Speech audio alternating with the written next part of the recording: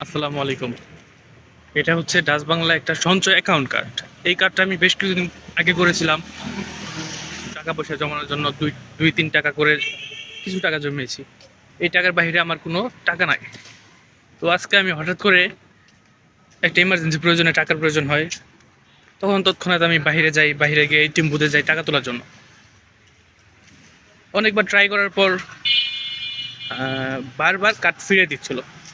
মানে উপরে শো করতেছিল যে কার্ডটি গ্রহণ করা সম্ভব হচ্ছে না, অথচ আমার কার্ডে টাকা আছে, সব কিছু ঠিকঠাক, কোনো নোটিফিকেশন আসেনি কিংবা কোনো কোনো কিছু জানানো হয়নি। আমি কোনো সমস্যা নেই আমার কার্ডের।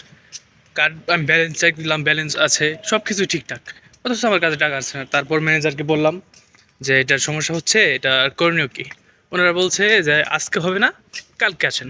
আর এখন আমার কথা হচ্ছে টাকার প্রয়োজন আমার আজকে, আমি কালকে টাকা দিয়ে কী করবো? কালকে টাকা দিয়ে আমি কি করব? মানুষ টাকা জমায় বিপদে যেন কাজে লাগে। তো টাকা জমাই তো আর মানুষ বিপদে পড়বে? কোনো কাজে লাগবে? কোনো কাজে লাগবে না।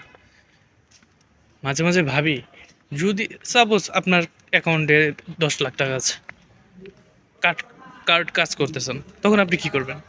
করার কিছু আছে? তাই বেটার আপনার কাছে 2 টাকা থাকুক, 3 টাকা থাকুক, 5 টাকা থাকুক, আপনার হাতে রাখেন, সেটাই বেটার হবে।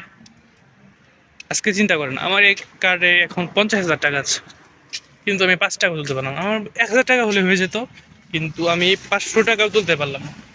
তাহলে কী লাভ আমার এই কার্ড দিয়ে? এই যদি হয় দেশের অবস্থা, আমার কার্ডের সমস্যা হয়েছে যদি আমাকে নোটিফিকেশন দিয়ে কিংবা ফোনের কোনো মেসেজ দিয়ে বলে দিত, তাহলে তো জিনিসটা আমি আগে সচেতন হয়ে যেতাম, কিংবা আমি টাকা পয়সা ম্যানেজ করে নিয়ে পরে একটা কাজ করতে যেতাম। আমি হঠাৎ করে টাকা তুলতে গিয়ে দেখি কার্ডে টাকা নাই কিংবা টাকা উঠতেছে না। এটা এক ধরনের হয়রানি। হয়রানি ছাড়া কিছু না। তো কি আর বলবো, এই যদি হয় অবস্থা।